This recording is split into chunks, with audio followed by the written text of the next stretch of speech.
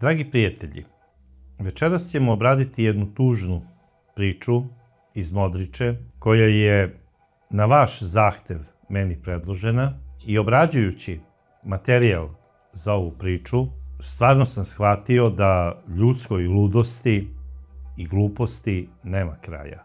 A zašto? Vidjet ćete u ovoj priči. Modriču je danas potresla nezapamćena tragedija. 29-godišnjak ubio je 3-godišnju kćerku, a nakon toga i sebe u dječjoj sobi porodične kuće.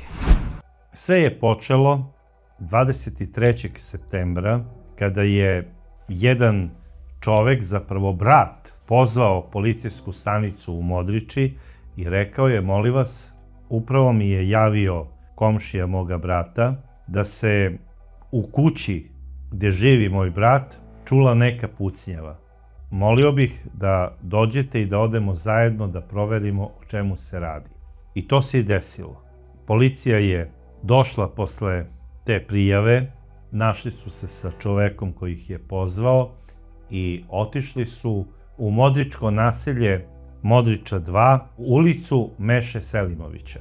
Ušli su u porodičnu kuću Mišanovića, brat Gorana Mišanovića, koji je bio vlasnik te kuće. On je razvalio vrata u prisustvu policije i zajedno su ušli. Ono što su tamo videli bio je jeziv prizor od koga se svima sledila krv u žilama.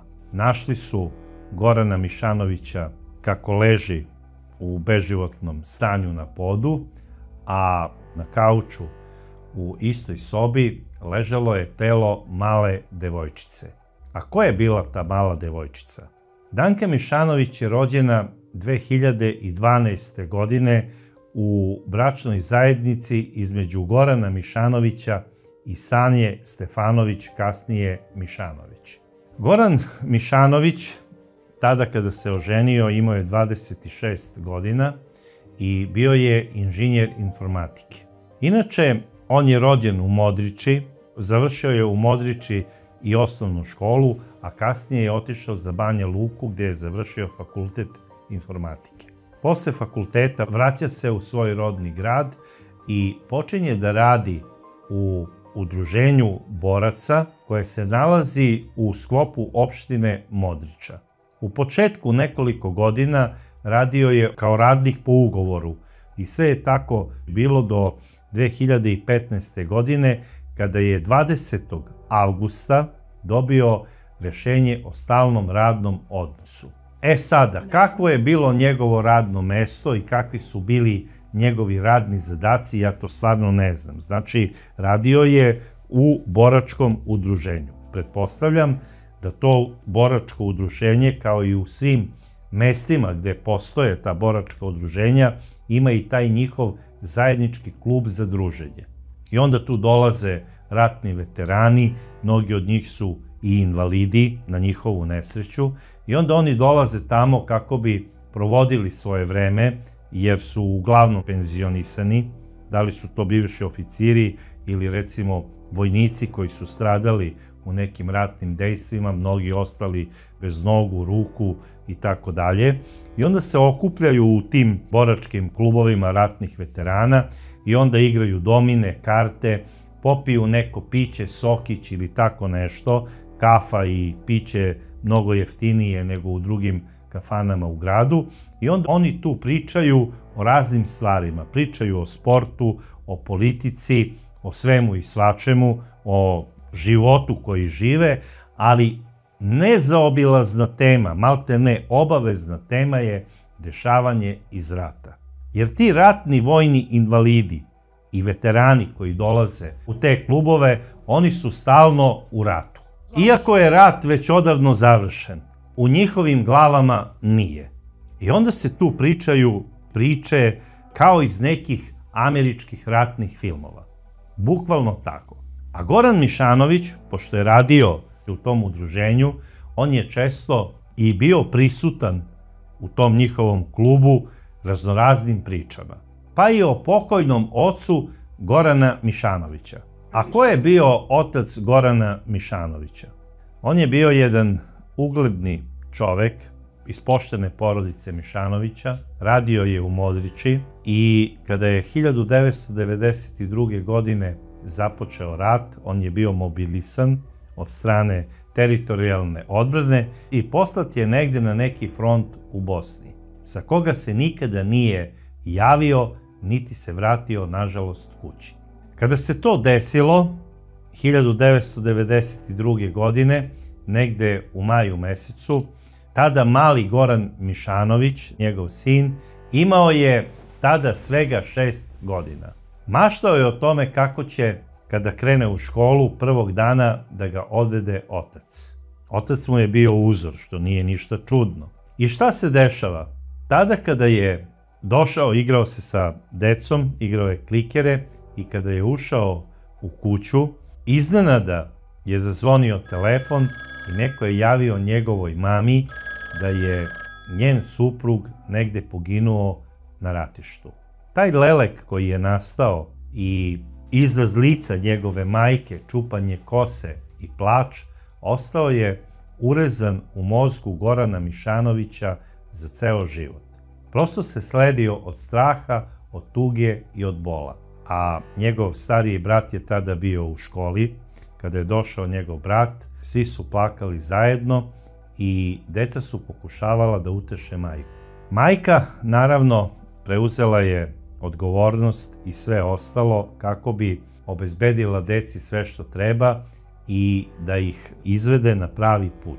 Međutim, ova deca nisu imala sreće da njihovi roditelji dočekaju da njihova deca odrastu, jer ubrzo posle toga, kada je Goran Mišanović krenuo u školu i kada je imao 10 godina, njegova majka je obolela od neke teške bolesti i umrla je. Ja mislim da je ta bolest bila izazvana zbog pada imuniteta, zbog stresa i umrla je u najlepšim godinama. I to upravo najviše je patila i stalno je plakala zato što telo njenog supruga nikada nije pronađeno. I zapravo se i ne zna da li je negde sahranjen i kako je kasnije Goran Mišanović često govorio, ne znam gde su kosti mog pokojnog oca. Da li je njegov otac završio u nekoj masovnoj grobnici, u nekoj jami ili je negde u nekoj šumi pored nekog drveta pao, pogođen recimo neprijateljskim metkom, to niko nije znao da kaže porodici Mišanović.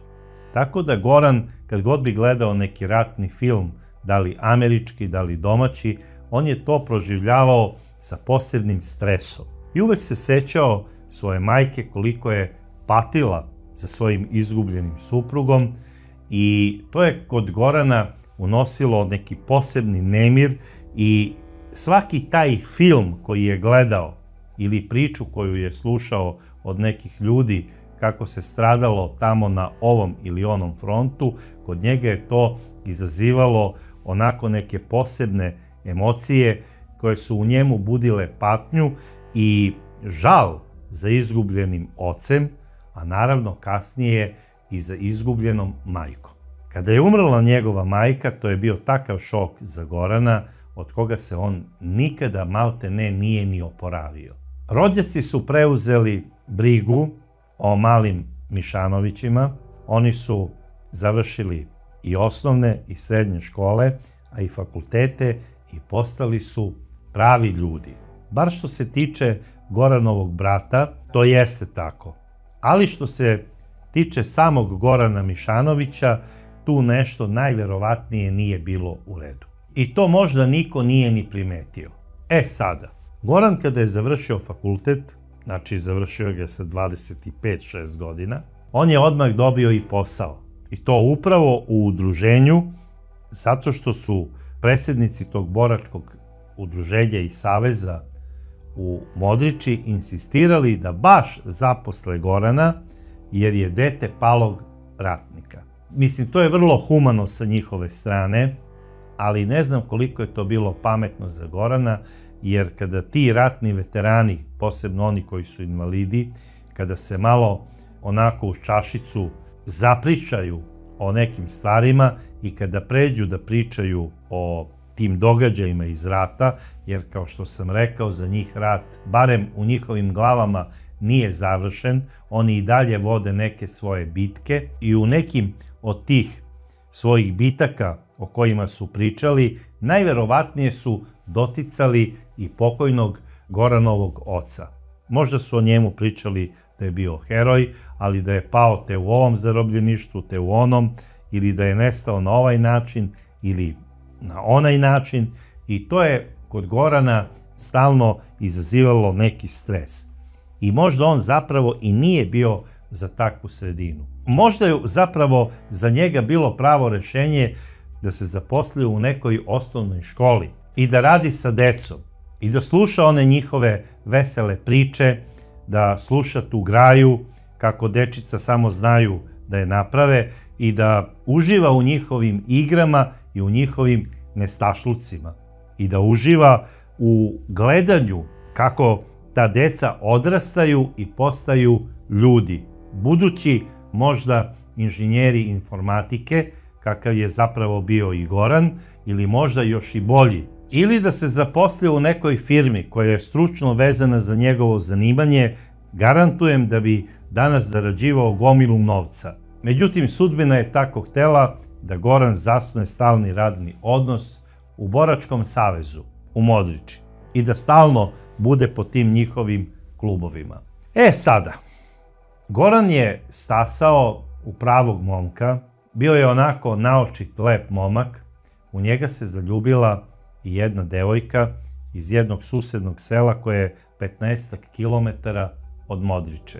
I to selo se zove Skugrić. Doduše, u novinama ćete pročitati da je to možda ukleto selo, zato što se tamo često dešavaju neke tragedije, ali ono što ja mogu reći za ljude iz tog sela, da su to veoma čestiti, pošteni i vredni ljudi. Devojka koja se zaljubila u Gorana Mišanovića zove se Sanja i potiče iz porodice Stefanovića. Sanja Stefanović, posle završene srednje škole u Modriči, ona je počela vezu sa Goranom Mišanovićem, upravo u trenutku kada se on zapravo i zaposlio. Zaposlila se i ona, zaljubili se, Sanja je zatrudnela i odlučili su da tu svoju vezu krunišu brakom. I sve je to izgledalo onako na prvi pogled lepo i baš kako i treba da bude. Sanja se normalno preselila u Goranovu kuću u ulici Meše Selimovića u naselju Modriča 2, koja je jedna lepa i savremena kuća, i počeli su zajednički život. Te 2016. godine dobijaju i ćerkicu Danku i pošto je rođena ujutro, dobija ime Danka. Danka Mišanović. To je bila jedna prelepa devojčica, na kraju krajeva kao i sva mala deca. Ona je odrastala u kući svoga oca i svoje majke i otac je kao pravi moderni otac brinuo o njoj. On je prosto obožavao svoju malu Danku i uvek je nekako sebi u podsvesti govorio: nikada ti, Gorane, nećeš dozvoliti da tvoja deca odrastaju bez roditelja.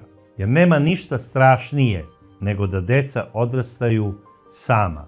I stalno je govorio sebi: meni ne trebaju više nikakve druge priče, ja moram uvek da držim porodicu na okupu. Ali šta se dešava? Goran je najverovatnije, radeći na poslu, nesvesno dobio neke psihičke poremećaje. Počeo je čudno da se ponaša. Ta njegova čudna ponašanja su izazivala i neka nasilja u porodici, da li fizička ili psihička, prema supruzi Sanji, koje ona nikada nije prijavljivala policiji, ali je Goran bio paranoidno ljubomoran na svoju suprugu, zato što je bila lepa žena, i stalno joj je nešto prigovarao. U smislu, ono što je on zapravo želeo, da porodica bude na okupu, on se nekako pribojavao i plašio: jao, ako moja Sanja nađe sada nekog i ostavi me, mislim, napravit ćemo glupu priču, dete ili najverovatnije deca, jer je planirao on sigurno još dece, deca će živeti bez roditelja. A to je najveća katastrofa, ja to znam, jer ja sam to kao dete doživeo. Nema veće nesreće za jedno dete nego da živi bez roditelja. I on je Sanji stalno nešto prigovarao, nemoj slučajno da nađeš nekog tamo ljubavnika ili čoveka u koga ćeš da se zagledaš i da me ostaviš, jer ja to neću podneti. I ti izlivi ljubomore dovodili su do toga da je Sanja njega nekoliko puta ostavljala. Odlazila bi sa detetom kod svojih roditelja, zapretila bi mu razvodom, a onda je Goran dolazio, molio, preklinjao, nemoj to da radiš, Sanja, imam dobru platu, siguran posao, imamo lepu kuću, imam automobil, imam sve što nam treba. Imaćemo dovoljno novca da školujemo dete kada bude jednog dana stasalo za školu, da li Banja Luka, Sarajevo ili Beograd, to ćemo se dogovoriti. Ali jedno što je sigurno, imaćemo za lep i udoban život. I nemaš potrebe da se ti sada vraćaš kod svojih roditelja u Skugrić, bez obzira što su to divni ljudi, ti treba da živiš sa mnom zbog deteta. I stalno bi on tako nju uspeo da ubedi i ona bi mu se vraćala. Međutim, ja mislim da je Sanja njemu mnogo puta dala šansu da se popravi, ali da je Goran Mišanović postajao ljubomorniji i ljubomorniji i da je njemu bila potrebna jedna dobra psihijatrijska terapija. Međutim, najverovatnije je da ni Sanja to nije mogla da priveti. Ona je mislila da je njen suprug samo ljubomoran i da ti izlivi besa ljubomore dolaze kod tih ljudi koji, eto, na neki način se paranoidno zaljube u svoju suprugu. Nije to ništa neobično da neko voli svoju ženu, Bože moj, to je sasvim prirodno i normalno. Zato i ljudi ulaze u brak i zato se i trpe na kraju krajeva. Ali potrebna je tolerancija, da ta ljubav ne prelazi u ljubomoru. Jer kada ljubav pređe u ljubomoru, onda nastaju problemi. Ili nasilje u porodici, bez obzira da li fizičko, psihičko ili svašta nešto, pa onda muž obično zabranjuje ženi i da radi, jer u svakom muškarcu vidi svog potencijalnog suparnika. I svašta nešto mu pada na pamet, pa evo ovom Goranu Mišanoviću je palo na pamet da nabavi i pištolj. Jer ja ne znam šta će jednom mladiću koji je izgubio oca na frontu, kome je umrla majka kada je imao 10 godina od tuge zbog toga, šta će njemu pištolj? Koga je on planirao da ubije? Ako se ne bavite sportom ili nekim posebnim zanimanjem kao što je rad u MUP-u ili u vojsci, pištolj vama nije potreban. Pištolj se ne koristi za lov. Pištolj se koristi samo za sportske aktivnosti po streljanama ili se kupuje iz nekog ubeđenja, nedostatka recimo nekog samopouzdanja ili hrabrosti, kupuje se da bi se ubio čovek. Pištolj se ne proizvodi da bi se pucalo na fazana, zeca ili srndaća. I ako se ne bavite poslom policajca ili oficira, ne treba vam pištolj. Ali, valjda zbog uticaja Hollywooda, nekako se u našem narodu odomaćilo da malte ne svaka kuća ima ne po jedan, nego po nekoliko ilegalnih komada oružja, posebno pištolja, jer on je nekako najlakši da se nabavi, a i da se sakrije, jer nekako je teže sakriti karabin ili automatsku pušku, ali pištolj može da se sakrije gdje god poželite. I ja sada ne želim da ulazim u to gdje je Goran nabavio ovaj pištolj. Da li ga je kupio u nekom drugom gradu, kao što je Banja Luka ili kao što je recimo Zenica, Tuzla ili ne znam koji grad, ili ga je kupio od nekog svog prijatelja tu iz boračkog udruženja. Ili ga je možda dobio na poklon od nekog od njih, jer ubeđen sam, niko ne može da me razuveri, da svi ti ratni veterani, uglavnom skoro svi, imaju gomile oružja. I možda mu je čak i neko od tih ratnih veterana koji dolaze tamo u to udruženje i rekao: Gorane, eto, tebi se otac nije vratio sa ratišta, nije mogao da donese ništa, nažalost, od oružja, a ti si muškarac, živiš ovako na brdovitom Balkanu, čovek koji nema oružje u kući nije pravi muškarac.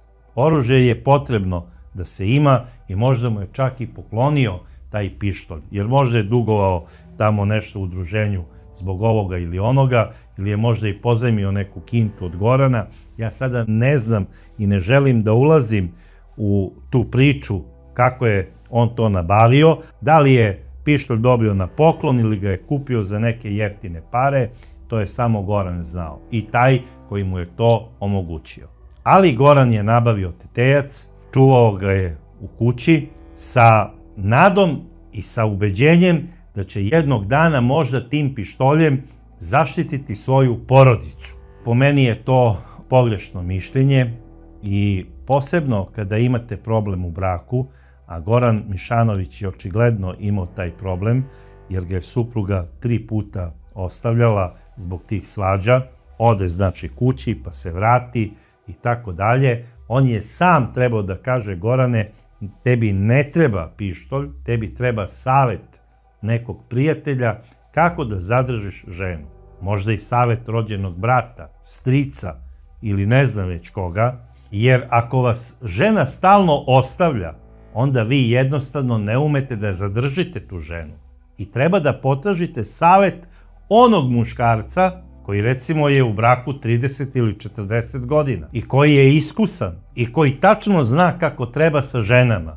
Da vam kaže: sine Gorane, ili Janko, ili Petko, ili Muhamede, ili već kako se zovete, trebate da se ponašate tako i tako. Malte ne kao ona stabljika koja je u prirodi, trebate da se savijate na svaki vetar, ne da budete ono kao jedro, da vetar udari u vas i da vas nosi samo u neku svađu i avanturu koja recimo nekada nastane iz obične opaske, znači prerasta u svađu, uzburka se kao maltene na nekom moru i vi onda lutate onako neznano kud i pošto ste nevešti u toj priči, umesto da budete pravi onaj morski vuk, jer život je kao uzburkano more, trebate da budete stalno vešti i da tu priču svoje porodice i bračne zajednice uvek budete sposobni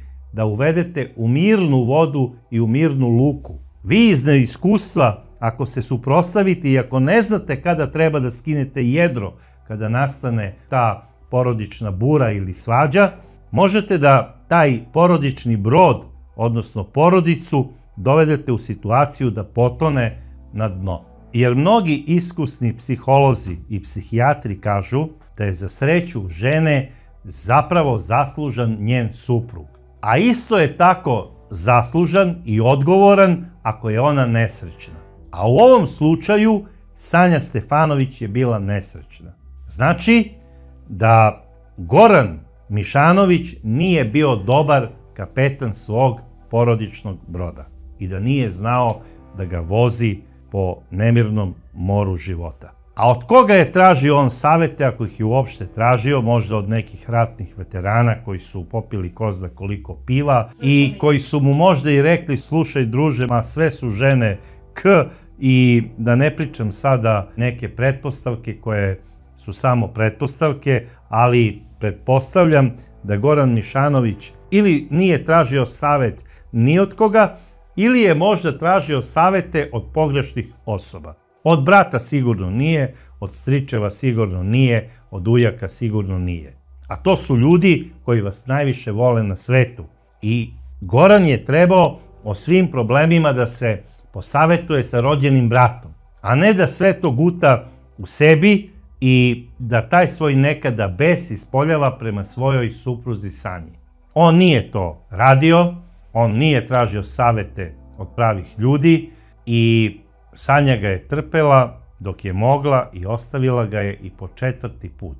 Te 2015. godine Sanja je negde u maju mesecu odlučila da ostavi Gorana za sva vremena i da pređe sa detetom kod svojih roditelja u Skugrić, koji je 15 km od Modriče. Nije njoj bilo lako. Teško je priznati sebi da ste napravili pogrešan izbor partnera i još teže je pogledati svoje roditelje na kućnom pragu kada dođete kod njih sa detetom i koferom i da im kažete da ste ponovo ostavili supruga jer više ne možete da ga trpite. Sanja je dobro razmislila kada je po 4. put odlučila da ode roditeljima. Došla je i rekla: ja više ne mogu da ga trpim, došla sam sada zauvek. I roditelji su je kao i pravi roditelji prihvatili. Nisu joj prigovarali ništa, ni oni, a ni njen brat. Devojčica Danka je patila normalno za ocem kao i svako malo dete, jer svaka devojčica najviše na svetu voli svoga tatu. Ali nedostatak oca njoj je zamenio ujak. Obožavala je ujaka, naravno i ujak je obožavao nju. Danka je odrastala u jednom zdravom okruženju, u prelepom Skugriću, u porodičnoj kući Stefanovića, gdje je veliko dvorište, gdje je odmah iza dvorišta prelepe su livade, odmah je tu u blizini i reka, sve je to super. Danka je tamo uživala, ali je jedva čekala da dođe vikend kako bi tata došao po nju i kako bi provela 2 dana kod oca u Modriči, jer je Centar za socijalni rad odlučio, odnosno doneo je odluku da vikende dete provodi kod oca. Sanja se ovog puta držala svoje odluke, ona se razvodi od Gorana i ponovo postaje gospođa Sanja Stefanović. I stalno kada bi Goran dolazio po Danku, on bi onako poljubio devojčicu, ali je uvek bio onako nervozan, nadrndan, kako bi se reklo, i neprijatan prema Sanji. Uvek bi onako nekako pogledao ispod oka, gde taj pogled govori: koga li si sada našla, koliko li švalera imaš. Jer takvi ljudi koji su bolesno ljubomorni, oni stalno razmišljaju da njihova bivša žena sada ništa ne radi i da se samo jurca tamo sa nekim svojim prijateljicama iz osnovne škole i da jure tamo neke švalere. Tako razmišljaju ti bolesno ljubomorni muškarci. I to njihovo razmišljanje je krajnje toksično i kod bivše supruge donosi ono ubeđenje i zaključak: donela sam ispravnu odluku što sam ga ostavila. I ona sada više uopšte i ne razmišlja da sa njim živi. Na kraju krajeva mislim da je Sanja i donela ispravnu odluku, ali Goran je postao potencijalna opasnost i za Sanju, i za njega samog, a naravno i za devojčicu, tim svojim ponašanjem i nervozom. I kamo sreće da tamo u tom boračkom savezu gde je radio, da su potrebni stalno ti lekarski pregledi i uverenja da ste zdravi. Jer možda bi na nekom tom sistematskom pregledu neko od lekara ustanovio da Goran ima nekih psihičkih problema. Jer na kraju krajeva, moram to da kažem, bez ljutnje, Modriča i ceo taj kraj je poznat da se dešavaju razne ružne stvari zbog najverovatnije postratnih tih sindroma koji vladaju i ljudi su nekako agresivni, imaju kratki fitilj i neretko upotrebljavaju i oružje i svašta nešto kako bi isterali neku svoju pravdu. A ovde već imamo jednog potencijalnog ubicu, jer Goran je besan, misli da je njegova supruga prema njemu uradila nepravdu, zato što je sada ona otpočela samostalni život, vratila se roditeljima i njihovo dete, zahvaljujući njoj, živi bez oba roditelja.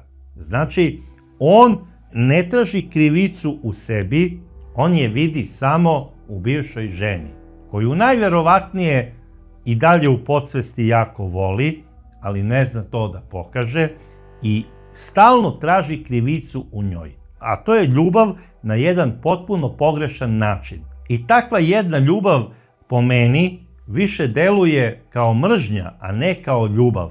Jer Goran neretko preti Sanji, porukama, telefonom: Sanja, ako mi se ne vratiš, ja ću dići ruku na sebe.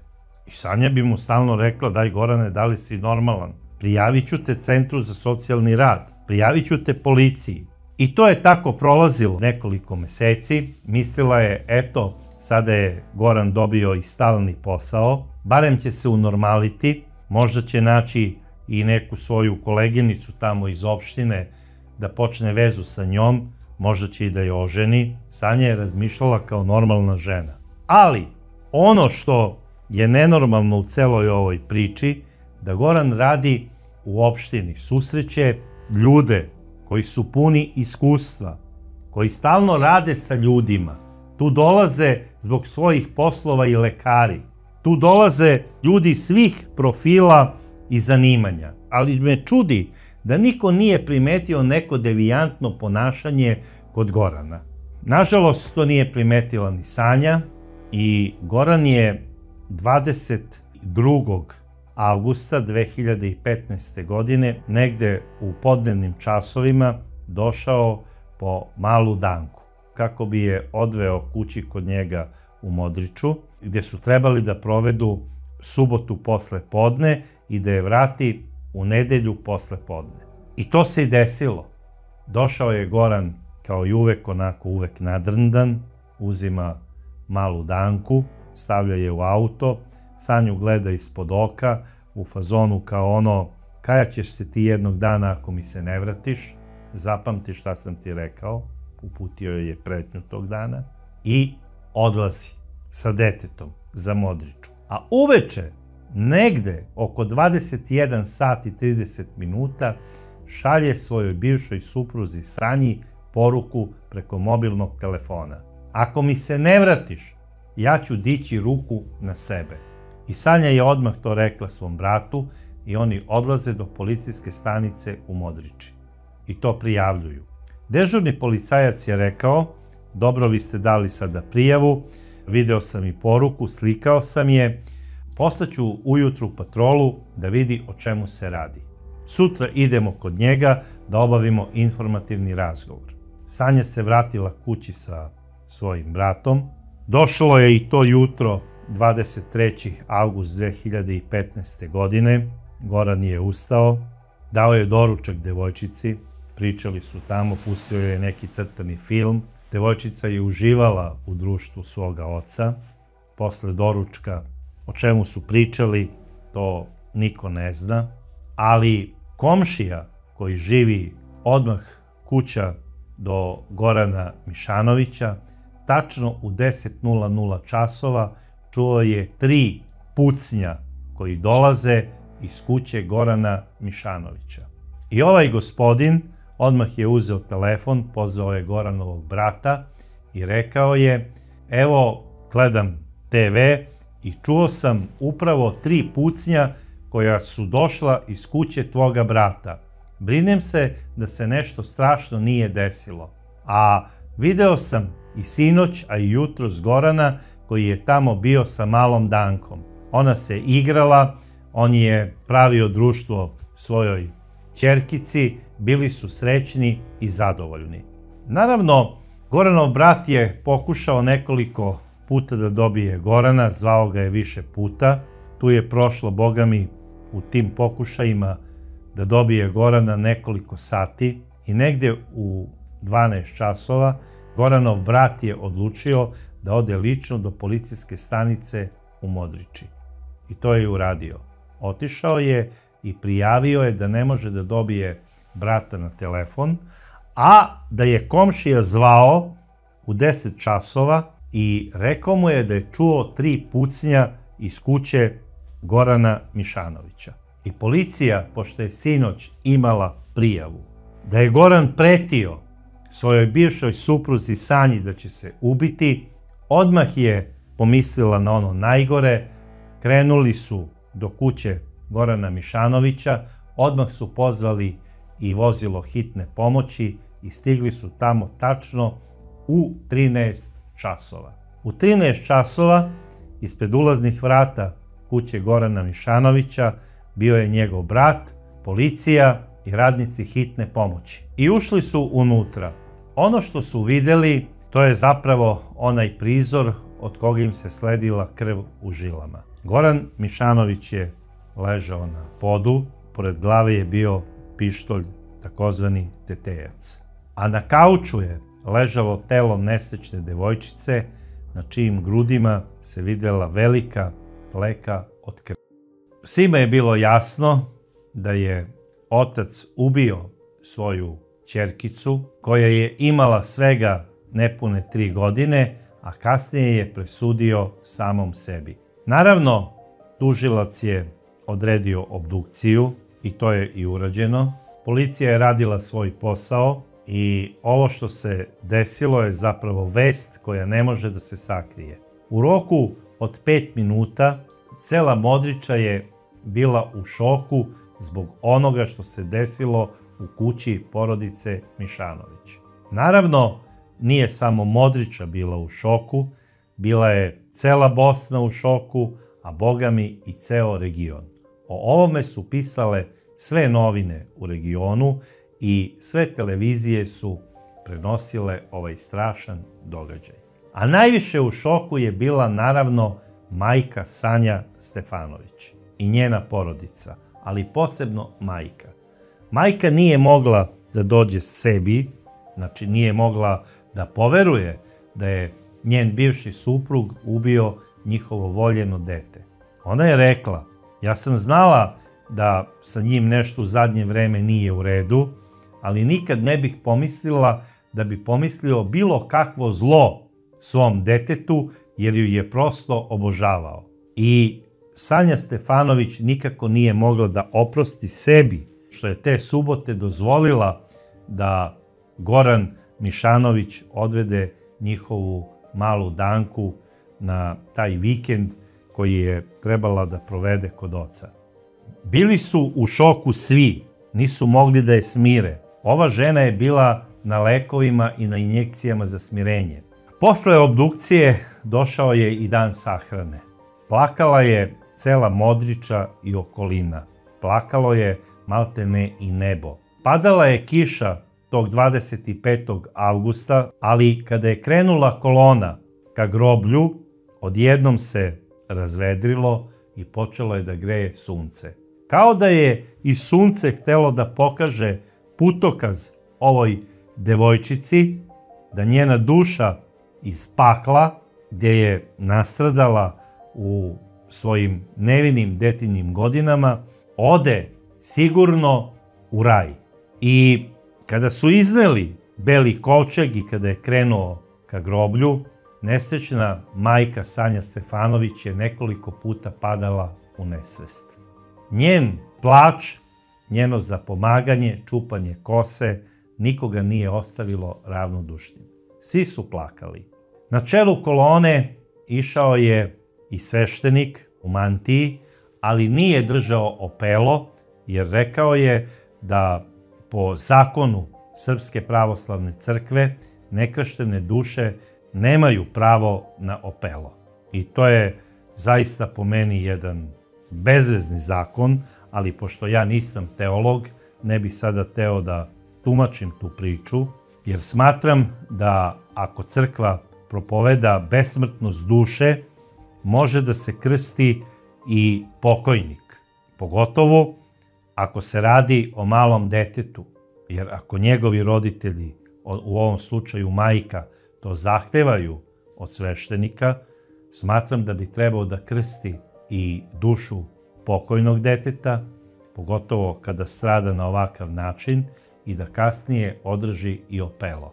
U ovom slučaju sveštenik je poštovao zakone svoje crkve i ja nemam šta tu da kažem, ali na sahrani je održao govor jedan novinar koji je došao tu da uslika tu sahranu za neku crnu hroniku, jer je jedini bio u stanju da izgovori neke reči.